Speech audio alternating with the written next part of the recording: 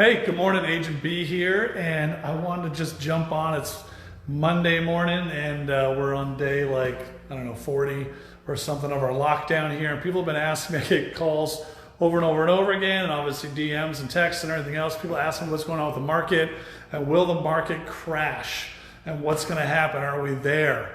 And it's funny because it's not funny, but I just read an article the other day, and one of the economists was talking about there's a potential for 3 million foreclosures this summer. And that's obviously a lot to do with what are we at now? 26 million people are now out of work in the last month. And the government has allowed people to not make their mortgage payments for the next 2 to 3 months. And so what's happening is the lenders don't want to lose money because they have to pay as well somewhere. So instead of doing some kind of deferring the payments to a later time, they're doing what's called forbearance, a lot of them. And you need to understand what forbearance is. And what forbearance does, it basically takes those couple of payments you're not making, and then let's say you're not making the payments for a couple of months, and then on the next month your rent is due, or your payment is due, your mortgage payment's due, your other payments are due at the same time. So what's happening is that those lenders are then going to call that mortgage due or that loan due if you don't make those payments and you're late. So some things to think about: is the real estate market going to crash? It depends on how people handle these mortgage payments and what happens with those, because right now, if you look at, and I'll post one of these in my weekly email, but I'll show you the curve as far as affordability versus wages and those type of things. And right now, more people can afford homes than they could back in 2008. So there's definitely a big gap there, a big difference. And also right now, more people have equity in their homes than they did in 2008 when the crash hit. So the smart people, and again, I'm going to say this again, I'm not just trying to buy and sell houses for people, I'm trying to give good advice, but the smart people will look ahead and say, hey, look, I've got 100,000, 200,000, 300,000 equity, whatever it is in my house right now, 50,000 equity in my house. I could sell my house right now because I'm part of this forbearance. I've already missed my April payment, which millions of people have. They missed that April payment. It was like one of the largest months of people missing their mortgage payments in history. So millions of people have missed that April mortgage payment, and then now they're thinking, well, I've got April I can miss, I got May I can miss, and some places I can miss June, but then July it's due. So what should I do? Should I wait till June and then try to sell my house when everyone else is doing that?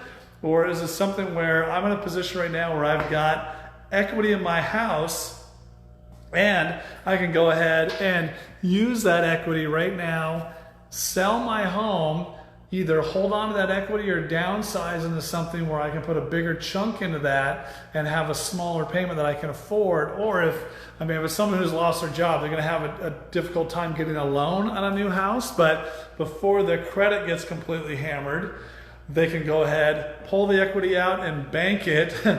Careful of the stock market right now, you guys. I can't give you advice on what to do there, but bank that cash and then use something maybe to go and grab a rental somewhere where you still have great credit and everything else. So just my thoughts. Again, I would love to help you. If you're in a position where you need that help, reach out to me and I can hopefully guide you in the right direction. If it comes down to listing your home, I can tell you we'll do everything we can to get you the most for it right now.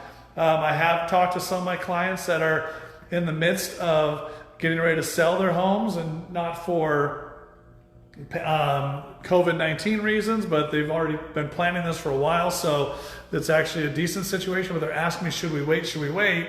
And I'm letting them know that because of these massive foreclosures in the summer, there's going to be a flood. There could be a flood of inventory coming in this summer, and that'll just drive prices down. And you'll go from that. We're in a huge seller's market still right now, and it'll definitely tilt it over towards the buyer side. So I'm telling people right now is the best time to do it while people are still working, while the economy is still, we haven't crashed yet. It's still, you see the stock market still at Dow is still like in the mid 23s, somewhere in there. So it's still pretty strong. And people still have the ability to buy right now. as lenders haven't shut this whole thing down yet. So just my thoughts, but I've been telling them, now's the best time to do it, to get it done, by the end of May, first part of June, because potentially July and August, you could see a big sell-off. So that's what I'm thinking.